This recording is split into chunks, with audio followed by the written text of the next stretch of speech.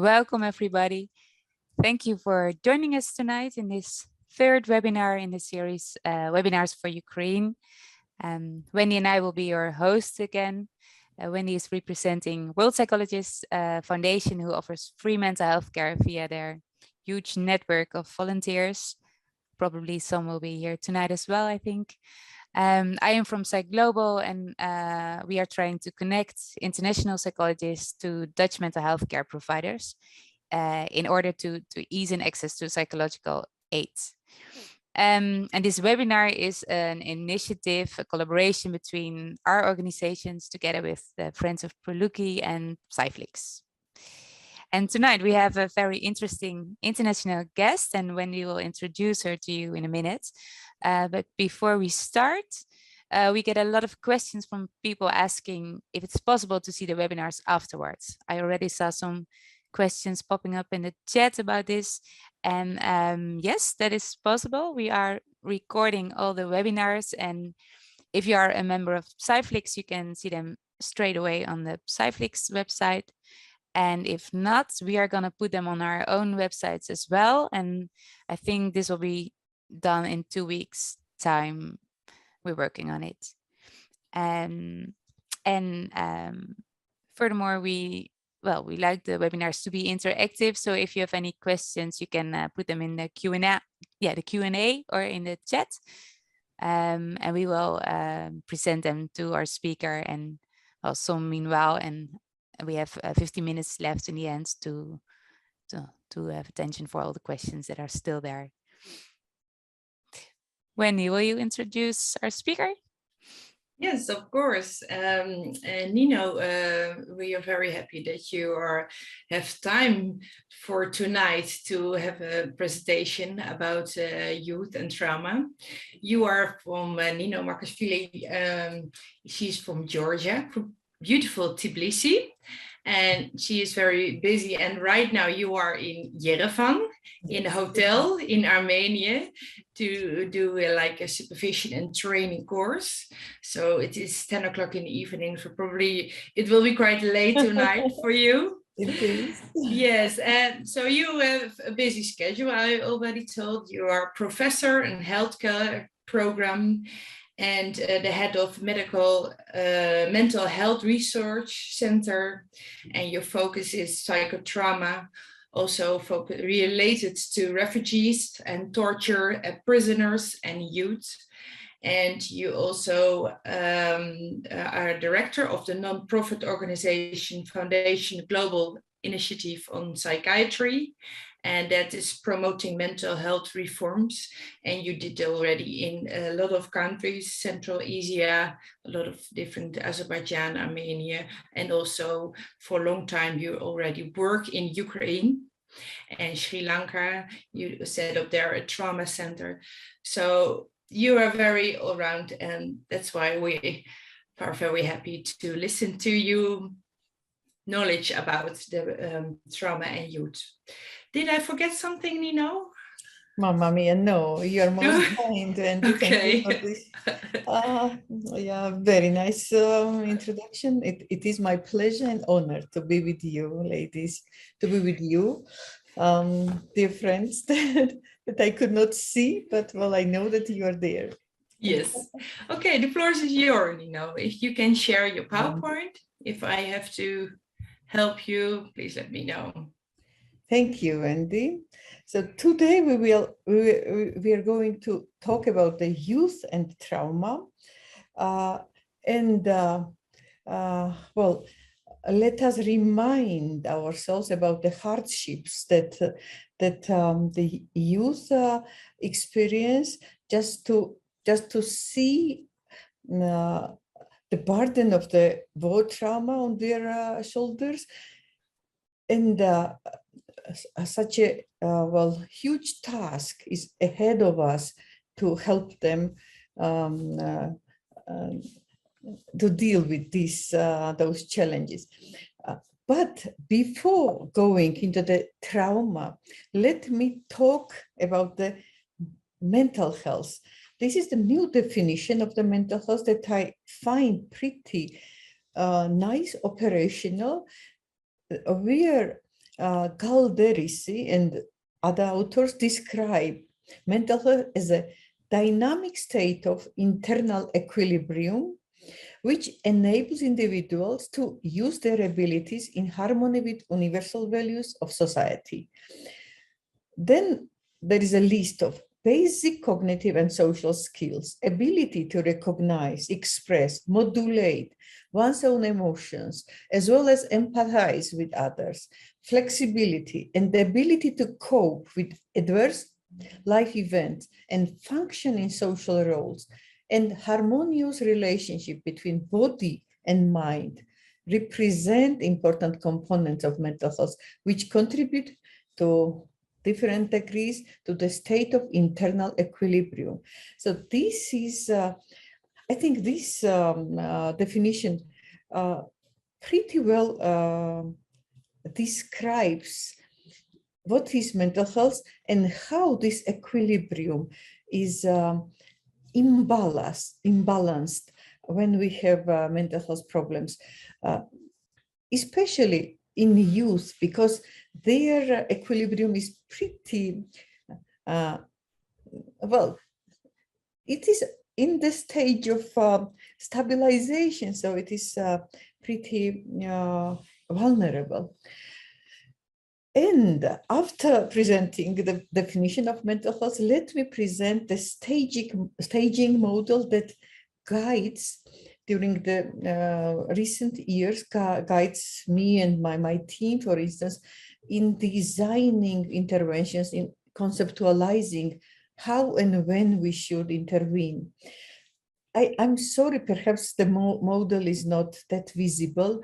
This is the model presented in the paper of Vikram Patel and others in the Lancet journal in 2018. And it just represents the, well, kind of common development of mental health disorder, starting from the asymptomatic stage, that we have these dots are problems. All of us, yeah, all of us have some problems like insomnia, tiredness, irritability, and so on and so forth. So this is asymptomatic phase. Then, if life stressors are kind of coming into our life, then a little bit more symptoms are appearing, and we call that non-specific mental distress. We feel frustrated, we feel uncomfortable, and if we do not do anything, then this symptomatology becomes heavier, and we are then experiencing kind of sub-threshold, sub-syndromal conditions. We are not clinically ill, we don't have mental illness, but we have subclinical manifestations that are pretty disturbing. And if again we don't do anything, unfortunately, this symptomatology, these syndromes are becoming fully defined syndromes, fully defined disorders like anxiety, like depression, like psychosis. And if it continues down and down, then we have functional impairment, we have a handicap, and so it goes towards the persistent and chronic conditions. So what this model shows us that while we are asymptomatic, we should promote mental health. We should try and have healthy lifestyle, sleep hygiene, physical activity, and so on and so forth. When the stage of non-specific mental distress appears, we should really support ourselves. So we should pay attention, do some self-care techniques, and so on and so forth. we should identify and intervene early when we are having subsyndromal symptom profile. And here, a lot of transdiagnostic approaches are effective when we don't have distinct disorder, but we have problems, for instance, emotional disbalance, for instance, lowered mood, irritability. So we could do the programs that address those disturbances. And of course, if we are having the disorders, then we should use the evidence-based treatment. So voice of model is kind of this, that put resources in the promotion and prevention, especially if we just remind ourselves that 21st century is and should be the century where the prevention is the most prevailing value, that we should do cost-effective, effective interventions to prevent disorders. So we should try to identify problems early and intervene early, apply transdiagnostic methods, apply evidence-based treatments when we have disorders, and be recovery-oriented.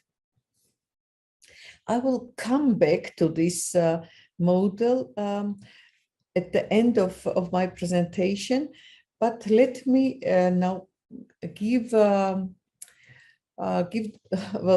several slides about the war and mental health. We know that there is very well documented, not only by WHO, but many systematic review and meta-analysis show us how wars and these military conflicts are damaging our mental health. So 2019, WHO published the data that 1 in every 5 people living in war-affected areas has a mental health problem. So the prevalence is around 22% in war-affected areas. And if we are looking at the pooled prevalence estimates from 17 war-affected countries, we see that 46, around half of children and adolescents have PTSD, post-traumatic stress disorder. A lot of, more than 40% have depression, and 27% suffer with anxiety condition. These are pretty high numbers. So why today? Why youth? Why are we talking about the young people? And we consider age 14 until 25, and not just we, WHO also consider young people as a persons between this age range. First of all, this is the age, for instance, adolescence age, that these persons are at high risk of experiencing traumatic events if we are just not talking about the war. Because in addition to the traumatic stressors that are common with adult population, adolescents are at high risk of trauma-related bullying, cyberbullying as well, violence in home, violence in community, especially the communities are violent. Yeah, they experiment with drugs. They are taking pretty risky behaviors, are appearing in the risky situations, because we know that young brain is not matured enough to clearly see the consequences of the behavior. This age is the age when they are trying to define who they are, and in this course of discovering their identities, their eyes, they engage in risky behavior, power struggles with peers and parents. Their range of emotions is extreme, So this is irritability, this is impulsivity, and so on and so forth. So this is the age-specific, very short description, why the age is vulnerable. If we just also just recall how young age appeared the most vulnerable age because of COVID-19, and you see the data about just suicide and suicidal attempts on the slide, how the attempts and well, percentage in suicides has been increased in European countries because of COVID. And not, this is just about the suicidal attempts and suicide rate, but we know that depression, anxiety, adjustment disorder, and also post-traumatic stress disorder rates were very high in all countries that conducted studies among their young population. So young age plus COVID and the restrictions and isolation and frustration. And if that young person experience trauma exposure, trauma experience, then we see even more vulnerability, because trauma experienced by this age group is particularly important, as well as in children, of course, because significant physical, emotional growth is still occurring at this age. We know that brain maturation continues, well, even further than age 24, but still. So the stressors that a person encounters will help to shape his or her growth perspective and could have long-lasting impacts. For instance, adolescence is a time of increased brain development, and there is the evidence that stress associated with traumatic exposure can change major structural components of the brain, but also hormonal system. Unfortunately, we still don't have much research on those changes. So this is the area that still needs exploration, but some evidences already are there. If we just recall what is the trauma and recall types of trauma, we know that type 1 trauma is pretty often in a young age. We know about the traumatic brain injuries in a young age because of cycling, bicycling, motorcycling. We know about other injuries like road accidents and so on and so forth. So type 1 trauma is pretty often happening in that risk-taking group, but type 2 trauma, unfortunately, to the war exposed, protracted conflict exposed youth is even more heavier. We know that type 2 trauma covers the trauma that is repeated, that is long-term, that starts in the young age. And we know how long-lasting impact, well, both types have, but type 2 trauma especially leads to the complex manifestations. Fortunately, we also know that all children and young people exposed to the trauma, they experience this exposure differently, and not all of them are all of them are those who develop the problems. For instance, when we showed when we looked at the slide about the prevalence rate, we see that 50% does not suffer from PTSD, and 60% does not suffer from depression, and 70% is not experiencing clinical anxiety symptomatology. So a lot of them are resilient and are not strongly affected. I do think that all of us, when we are young and war is going on in our homeland, all of us would be affected, but not affected in the clinical way.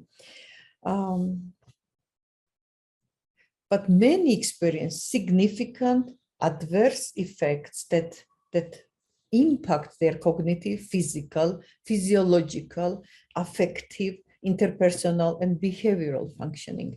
So what are the common responses following trauma in these persons? And not only in the young age, because young age really covers, well, at least is on the border with child age and with the adulthood. So this is adolescence plus young adult, and unfortunately, the range of symptomatology and reactions is pretty wide. So among emotional reactions, we see anxiety and fear, guilty feelings, self-blaming, anger, sadness, denial, helplessness, feeling overwhelmed, and emotional numbness, freezing, dissociation. Among physical reactions, we see a lot of the pains are not here, but they should be. A lot of diffuse pains, itches, sweating, shaking, well, exhaustion, so on and so forth. Cognitive reactions might be also pretty severe, like disorientation and confusion. Sometimes the personalization and the realization, difficulty concentrating, memory problems, increased vigilance, hyper alertness, repetitive thinking about the traumatic event, even if I'm not talking about that. Difficulties with problem solving, and pessimistic outlook on life, being cynical, distrusting others. Unfortunately, everything comes out into the behavioral reactions, conduct patterns, and we see aggressiveness because the young person is irritated by the minor trigger, talking about traumatic event very often, or being silent, withdrawing from family and friends, wanting to spend more time alone. Also, we observe them of being very protective of their family and friends, overprotective. I recall the young person who could not stand to being apart from his mother and brother, and if he was forced to go somewhere, then he tried to be on the phone with them, just to see that they are safe. Of course, regression.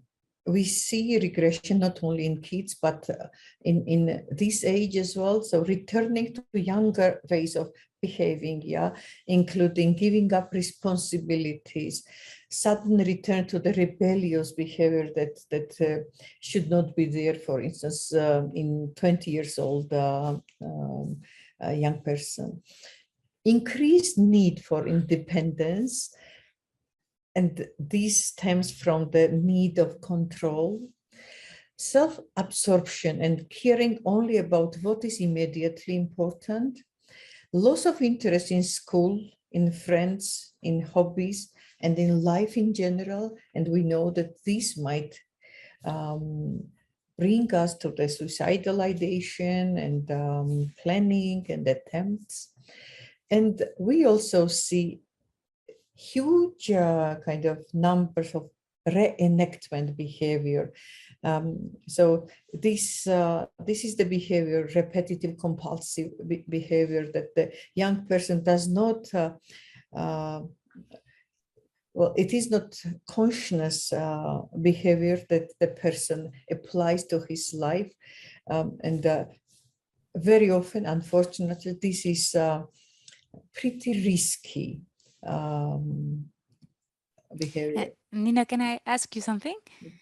Yes, please. All these behaviors, is this something you should worry about if you see it, or could it be also like a healthy way of coping? For example, the second one is talking about traumatic events. Are all these behaviors something that shouldn't be there, or how do you look at this? Yeah, actually, what I think is that all symptoms are the way of our psyche to cope with the event, with the experience, with the exposure that is incomprehensible, that is too out of normal. So I think that all symptoms are the coping symptoms. Some of them we could find that some of them, for instance, talking, trying to reprocess, trying to comprehend, trying to get over of this event, might be even adaptive coping, but we know that this is the symptom of re-experiencing, talking, also imagining, without much control from your side. So then it becomes disturbing symptom. So what I could tell you is that everything, even here, for instance, we prefer the person to be angry instead of numb and frozen, because anger has the energy, and you could somehow work with this energy. But everything is, for instance, emotional numbness. This is the coping, because the pain is huge, and person should anesthesia, if it's in good English. Person should not feel the pain. So the psyche, the body, just freezes the emotion. So all symptoms for me are the coping, but unfortunately mostly gone wrong. Thank you. Did I answer? Yeah, you did. Thank you. So, and if we are talking about mental health outcomes, like symptomatology, this range is also pretty wide, unfortunately. So we see acute stress reactions when the event is acute. We see depression, post-traumatic stress disorder, complex post-traumatic stress disorder. We see anxiety, we see panic attacks, we see addictions, we see somatic distress, we see ADHD, we see pre-existing difficulties aggravated, and unfortunately we see also psychotic episodes. So a lot of clinical outcomes could be diagnosed. We also see the differences regarding the gender. For instance, some research tells us that the younger males display more externalizing behavior, like hostility, aggression, conduct difficulties, delinquent behavior, when females have more internalized behaviors, like more shame, shyness, self-blaming, and so forth. So these gender differences might result in boys, for instance, having more aggressive behaviors than girls, and girls displaying more depression, for instance, than boys. So more recent research supports the idea that stress response may differ between young people, young ladies and young men, on the neurobiological level, with stress responses indexed by cortisol showing different patterns. So the cortisol differently affects the structures like hippocampus in men and women, but still we need more data here as well. What we know is that alas, trauma exposure has short-term and long-term consequences. For instance, the study of former child soldiers found that 50% of the study participants were reporting the worst mental health outcomes 16 years after return to the civilian life. For instance, in Georgia, we saw high levels of depression, anxiety, and PTSD after 20 years of exposure.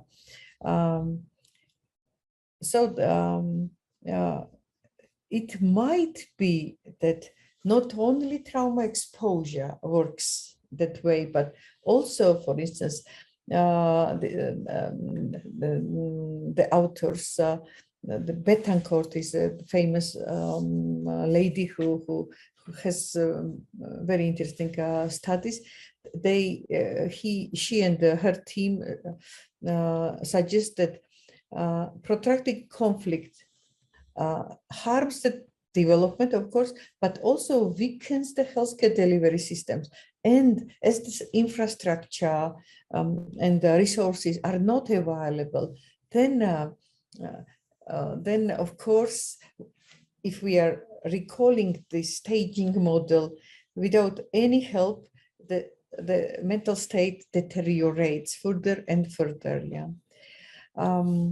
And we know the different trajectories, not only in the natural disasters, but also man-made disasters. And we know that it's very, very hard to have the prognosis how these persons'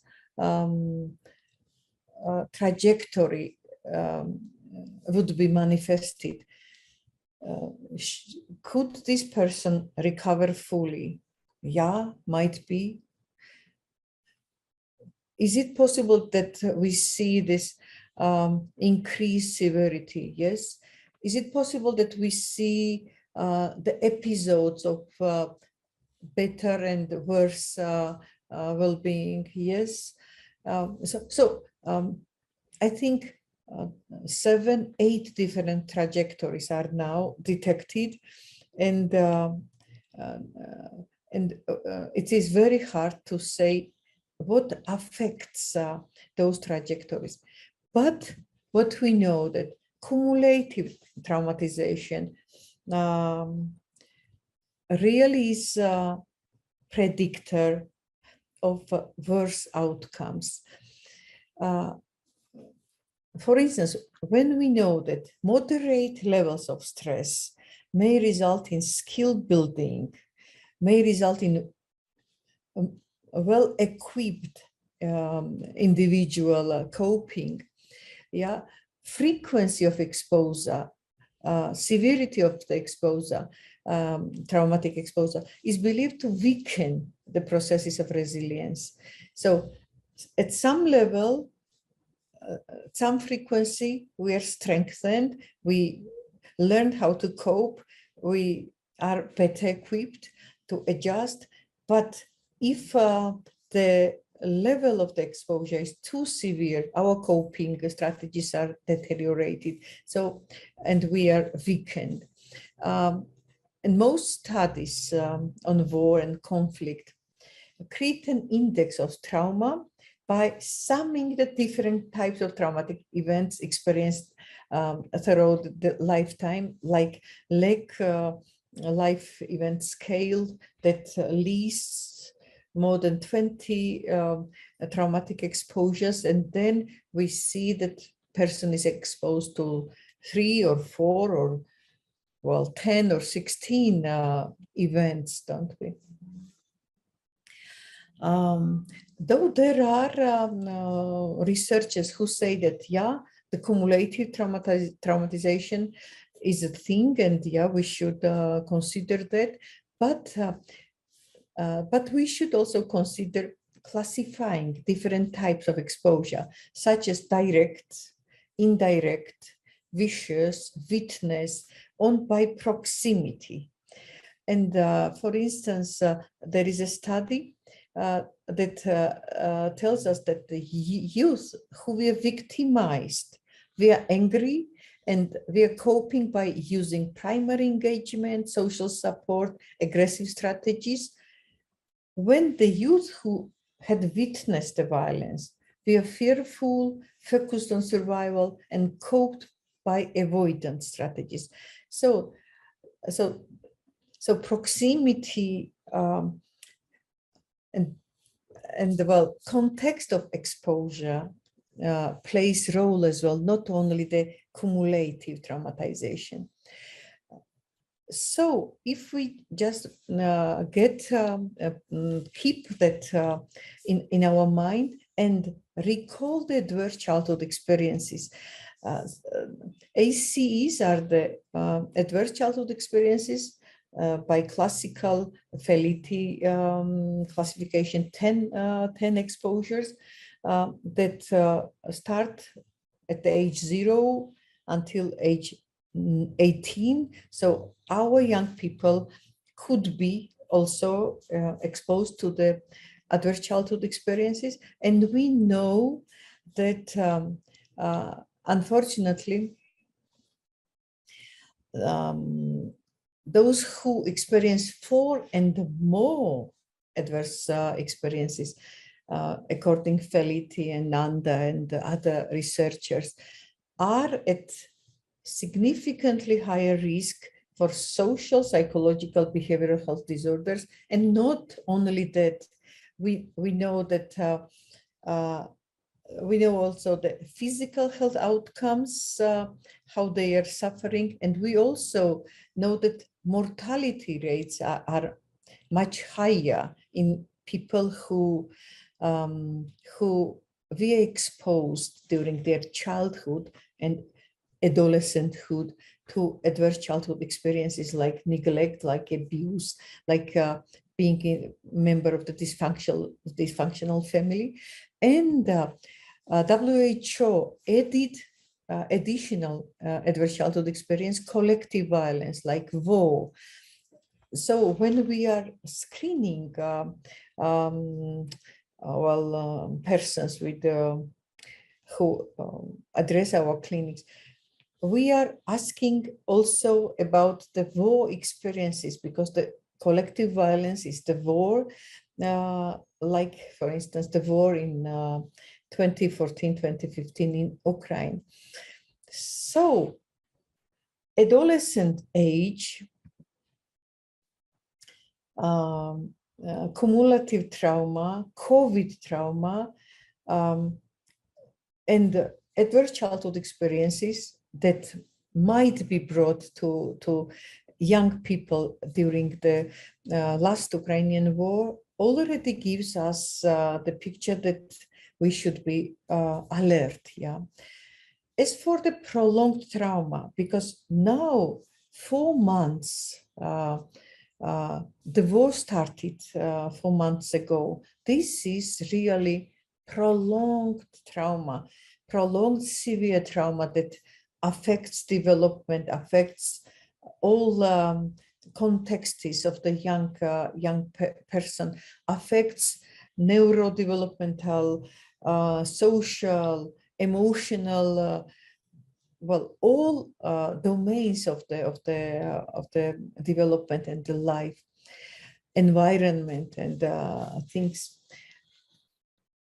And for instance, Samara and her team tells us that effects are likely to persist into adulthood even after violence stops, and we need to be very well equipped to stop those effects, that impact. Please consider that youth who might be in the safe place are still exposed to the war experiences through the media. Actually, this is the social media war. This is the first time that the war is called that name.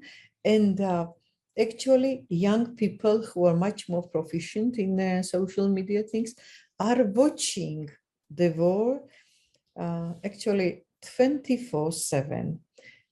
So this is prolonged exposure. And if we consider also the daily stressors, and there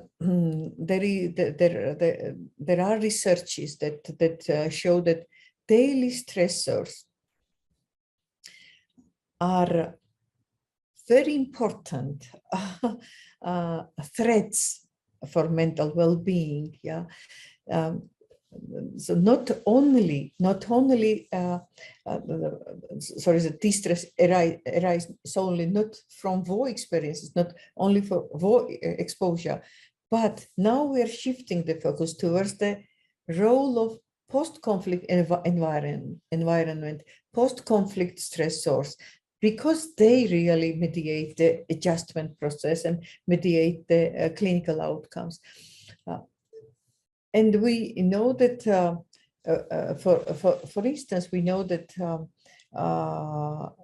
many young people experience ongoing daily stressors, even if they are in this secure and safe place like the Netherlands. So why should we be watchful and careful? Because we should consider age specifics, sorry for misspelling. We should consider the cumulative trauma experiences,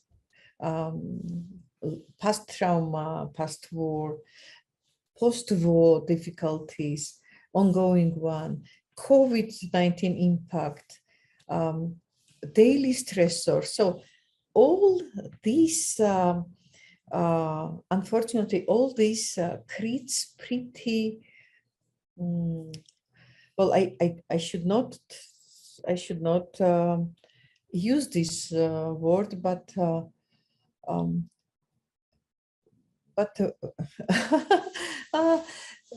well, it is difficult situation with Ukrainian youth, unfortunately, and we should be aware.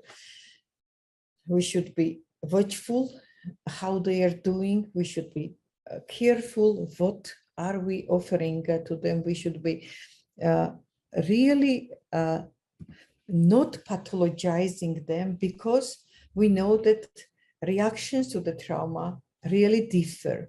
And let me show you the Renos Papadopoulos trauma grid that tells us that yes,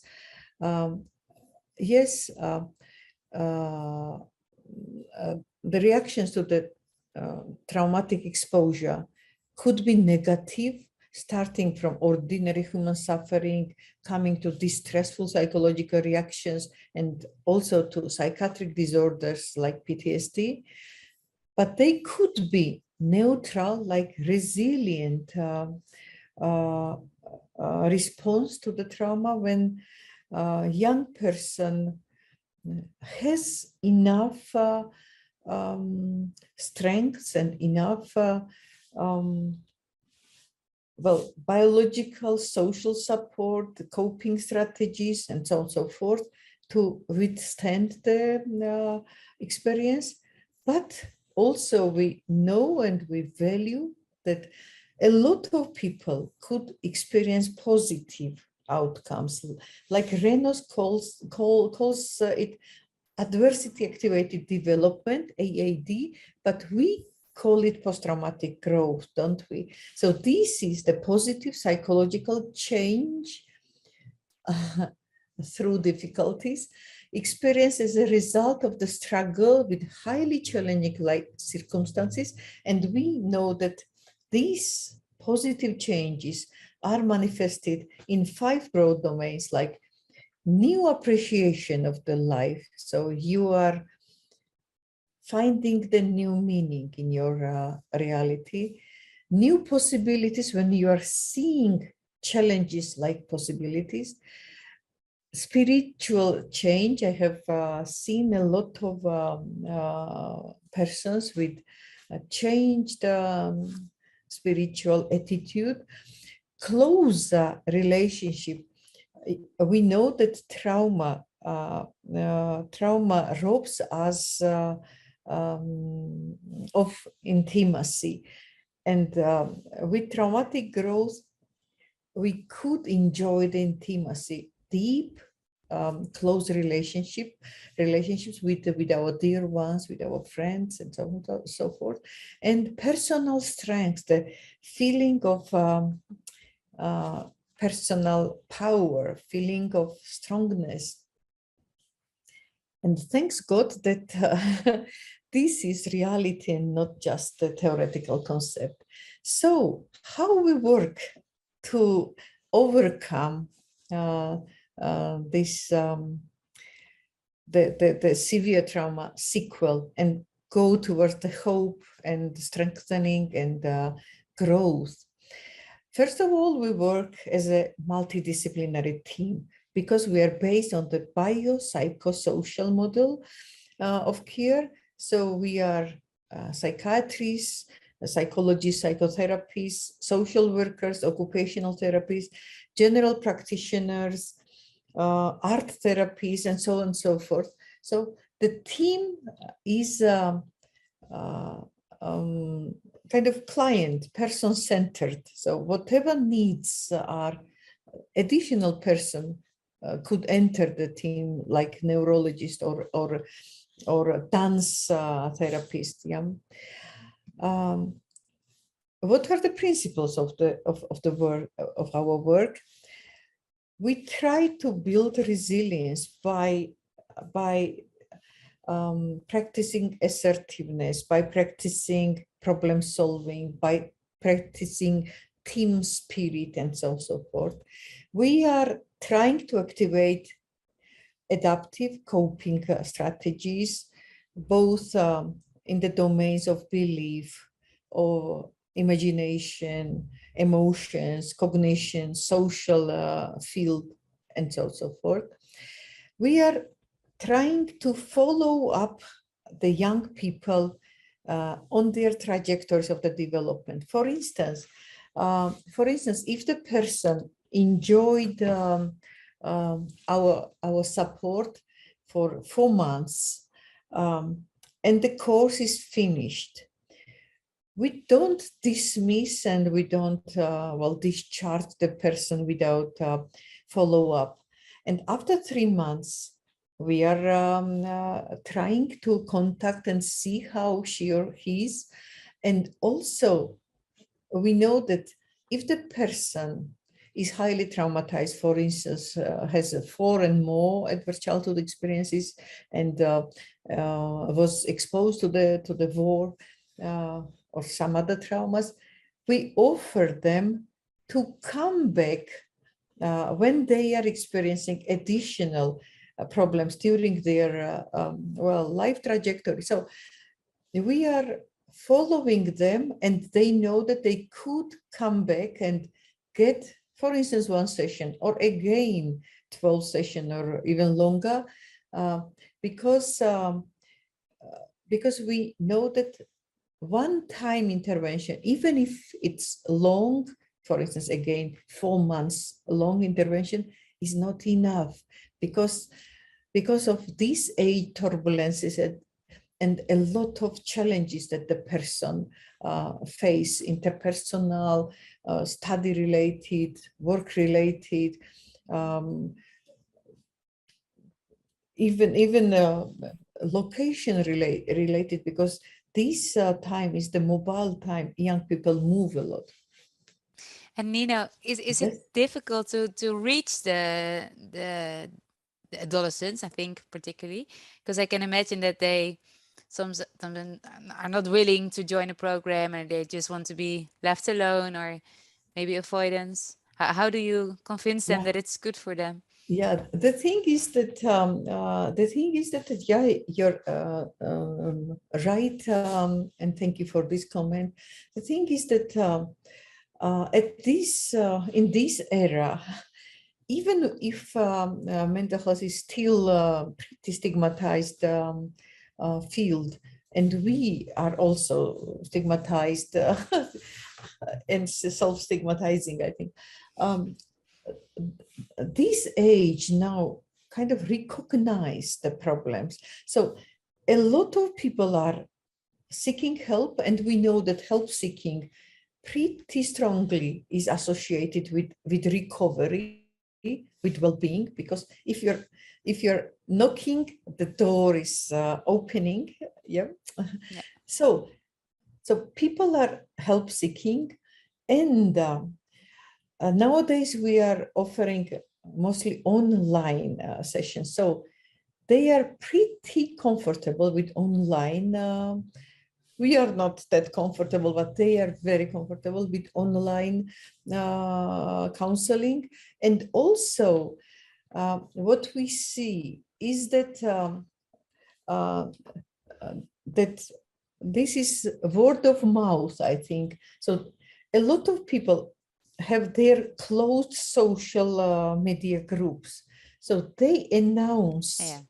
Yeah, so even we could get some glimpses of disclosure in those closed groups, that this helped, and please, if you experience this, approach the service or the counselor. So of course we know that there are a lot of people who are left without attention, but we are offering even text counseling, because some young people are not able to call because of circumstances. They could not talk. And if anybody got the counseling via texting, you know how hard it is. So, but we offered that as well. So not on a fixed text, but you mean like you're texting together? Yes, we are texting together. Okay. Yes, this is the texting session. Yeah. Okay. Right. Thank you. So, so we're considering, of course, risk and protective factors. We are offering needs-based support, and of course, trauma-informed and trauma-focused care. Trauma-informed care is trauma-sensitive care, and trauma-focused intervention is the intervention that the person already has PTSD or complex PTSD and needs evidence-based advanced intervention like trauma-focused cognitive behavioral therapy. We are very, very happy with the transdiagnostic interventions. These interventions aim to strengthen children, young people, coping strategies, resilience, life skills, and also they are learning how to manage their symptoms. There are a lot of trauma-informed programs that are showing promising results. For instance, we just published a paper about our service and our transdiagnostic approach, like emotional regulation module, social competence module. There are also mind-body practices that are showing effectiveness, like mindfulness, yoga, dance, breathing, guided imagination, or just imaginary, and also self-expression techniques like via narratives or drawings or of movement. Creative interventions, we use them with young people, like drama and music, because they help build better relationship, better interpersonal kind of competencies, and so on and so forth.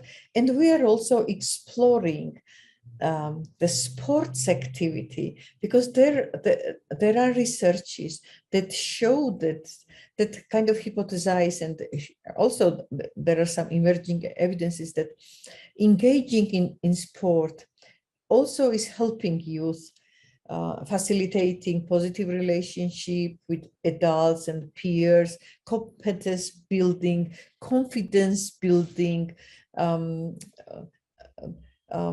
kind of creating the goal-oriented environment, and so forth. So we are exploring that domain as well.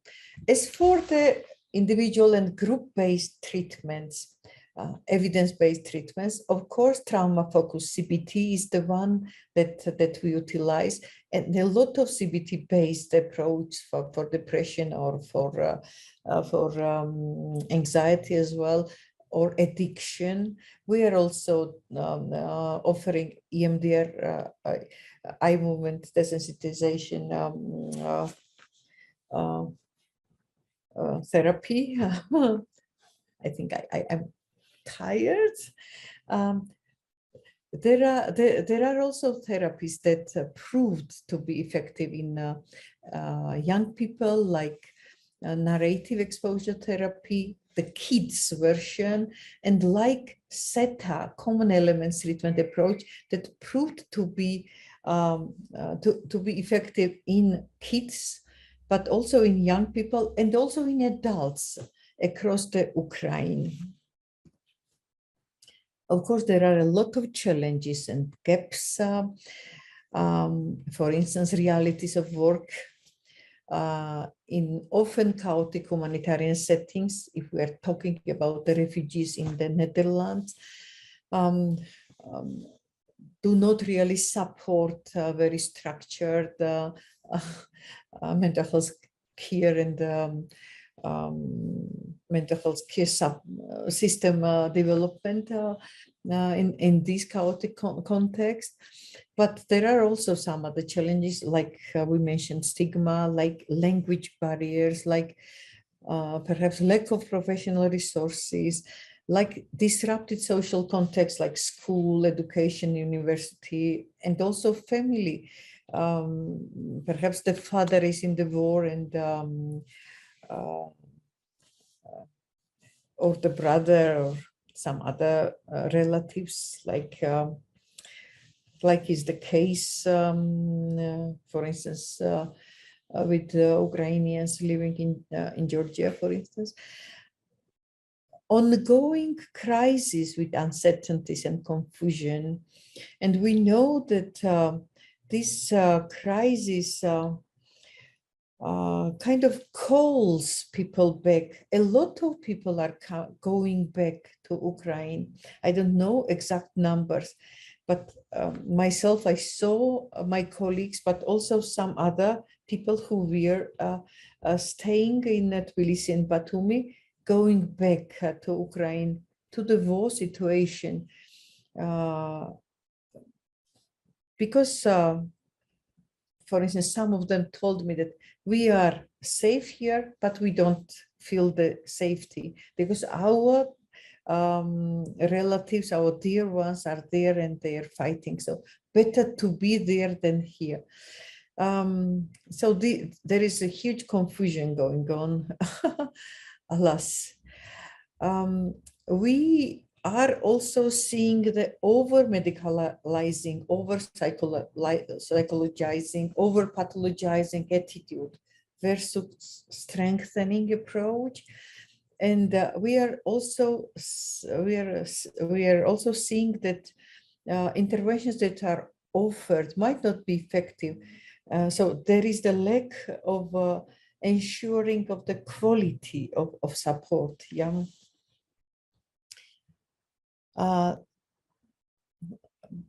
So in this slide, actually, this is the last one. I'm going back to the staging model, and take-home messages are just the voices of the model, putting resources into promotion and prevention to intercept, slow down, reduce the impact of the trauma exposure.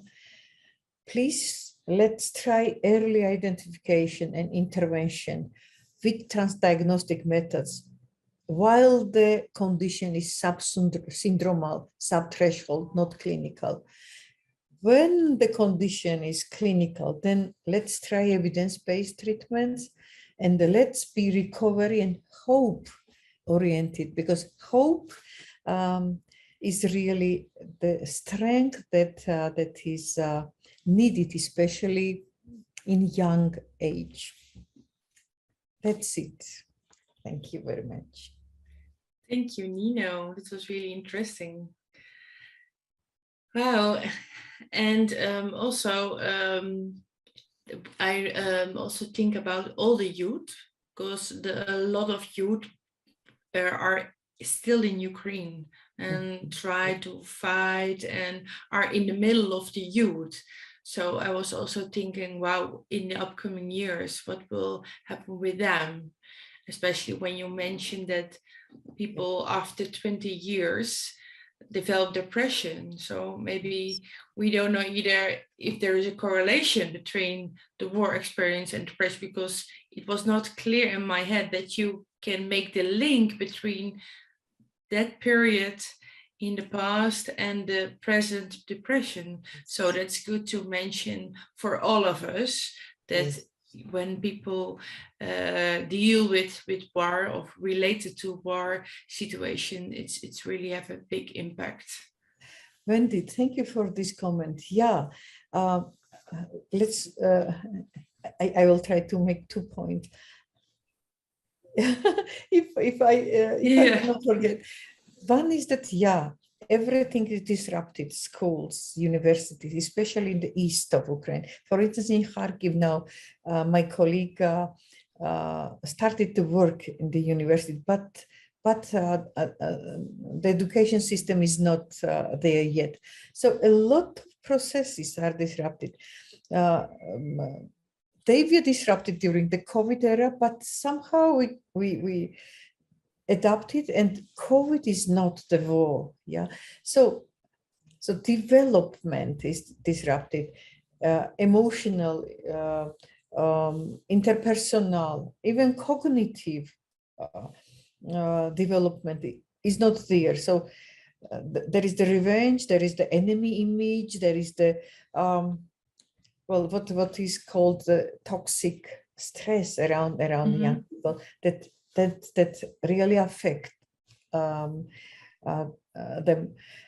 As for how far we could prognose, we don't know.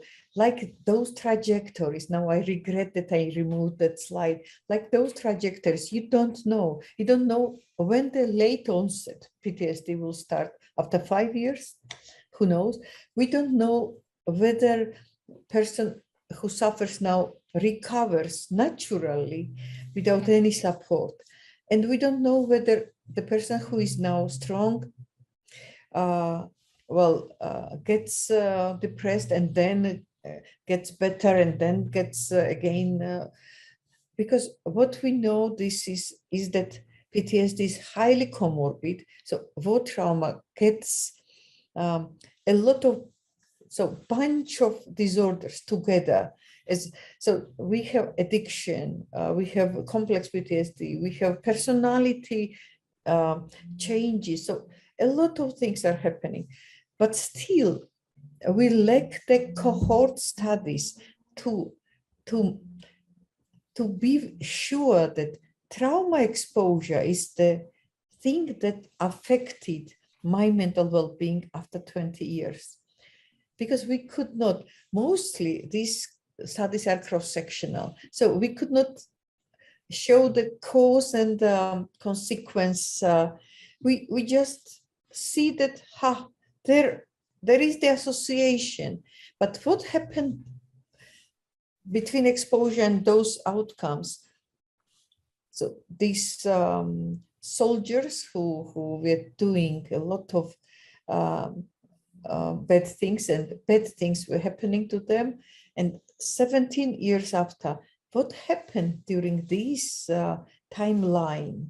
What were these threats, and what were these life stressors, and how was the social support, and what? So a lot of other variables are coming in, but still we should be careful, because we see a lot of cumulative trauma in Ukrainian youth.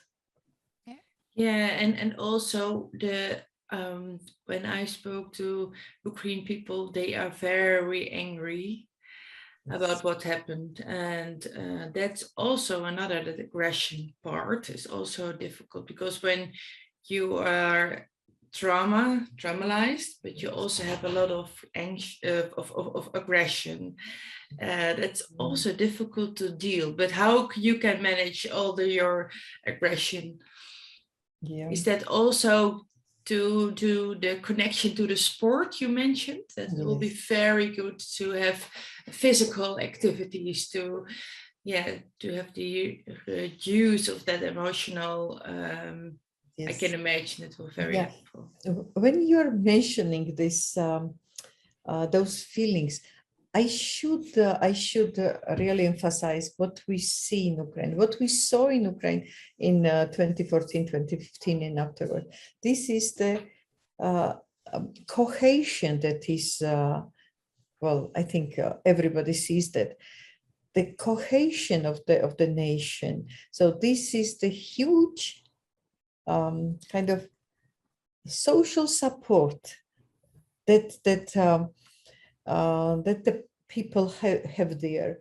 So they have a lot of volunteers. People just volunteer their money, their time, their energy, their knowledge, their expertise.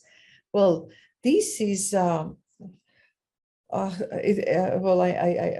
I'm but I could not find another word. This is beautiful to observe this spirit. Because this is at this stage, this cohesion, I think is the protective factor against mental health problems.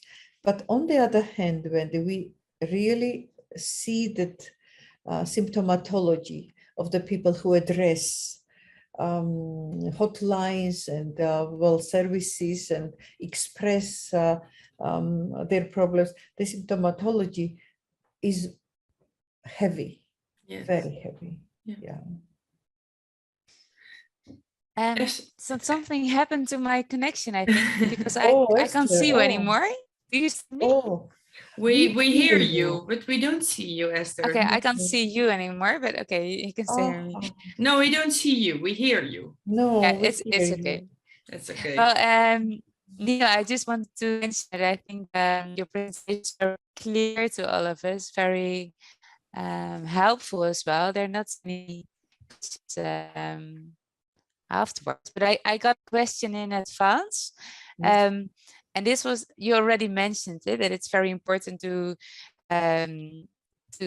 know if it's like a psychological disorder, if you really need to do treatment, or you should be aware of that and you should focus on resilience.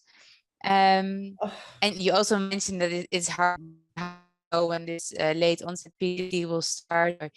And I got a question from someone who asked, like, should we try to let young people talk about current Esther, life? I don't. Oh, there you Now are. I see you, Yeah. but your voice was not clear. I did not get. I did not hear the question. I'm sorry. I'll repeat it, and I'll try to make it shorter. Yes. Should you try to stimulate young people to talk about what happened, to be sure if they are traumatized and they need more help, or should you just let it over to them, and if they don't want to talk about it and they want to focus on school or friends, you should just let them go? Or how do you know if it's severe trauma underneath? Yeah, we are assuming, and we are when we are trying to assess the situation, we're looking beyond the symptomatology. Sometimes the person does not disclose the trauma, and then we are okay with that. So we see the symptomatology, and we see the past history, and we see the ongoing stress source, and we try to support and strengthen the person. And if she or he does not want to talk, we let it be, because sometimes, in my experience, for instance, the person shared the huge trauma after 2 years of enjoying the well service, because the trauma destroys the trust, not only in oneself, but in the outer reality. And even if the person comes and we have the good rapport, and this is the good working relationship, and the things are progressing okay, nicely, it does not mean that there are no secrets and there are no gaps in your assessment, and that you know everything about the person. So we tolerate that. So we formulate and conceptualize the situation according to the data that we have, and try to give, for instance, autonomy, control, and trust, and to get the person to reflect that in these present moments. And one more question about family. Should you always invite family members to the therapy of young people, you think? Or if they are traumatized themselves, should you not do that? Or very, very good question.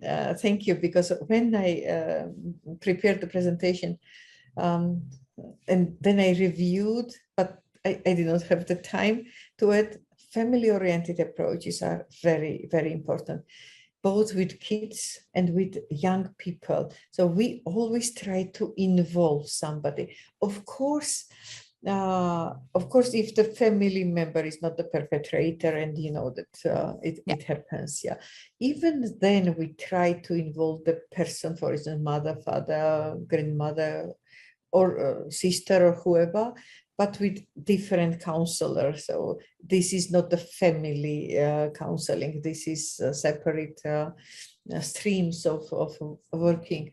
But you are right. Yeah, we try to be family oriented, because we know that trauma destroys relationships. Trauma isolates. So if we want to revive relationships, then we should work with family members. Sometimes we are even working with close friends. And you also mentioned in the presentation you just published an article. Can you tell us a little bit about the intervention of that article? Yep. The paper is published about the club synergy that is our service. multidisciplinary service and trauma-informed service, though we are providing trauma-focused interventions as well. The service is intended for people 14-25, so young people, we call them youth, young people, and we offer the transdiagnostic modules for the symptomatology that are common in many conditions. For instance, emotional disbalance, for instance, stress management, for instance, resilience building, and so on and so forth. And advanced interventions for comorbidities and for trauma, for instance. We are, unfortunately, more than 70% of our clients have 4 or more adverse childhood experiences. So we know that we should be trauma sensitive and trauma informed. That it means that we pay attention to those experiences, even if we do not try the methods when you are confronting the trauma. If I'm clear in my speech, Yes. So we are prolonging some therapies to address this disbalanced equilibrium. Yeah. And Nice. so on and so forth. Yeah. Wow, that's nice. There are not so much questions. And psychosomatologists and some other specialists in the teams. So when we are searching for your name, then maybe we found that article. Yes, that's true. Okay, that's good. There are not many questions in the chat. Yeah, I have no question. Maybe, do you have any question, Esther? It's not on mute, still on mute. You have to unmute. Verbally, she tells us. I'm sorry. No, I just want to thank you very much, Nino, for all the efforts and for making this time for us, because we know you are very busy doing your wonderful job. So thank you for sharing all your knowledge and expertise. It was a very clear presentation and very important for us. Thank you for doing that. Thank you for those webinars. Perhaps indeed, they would help somebody.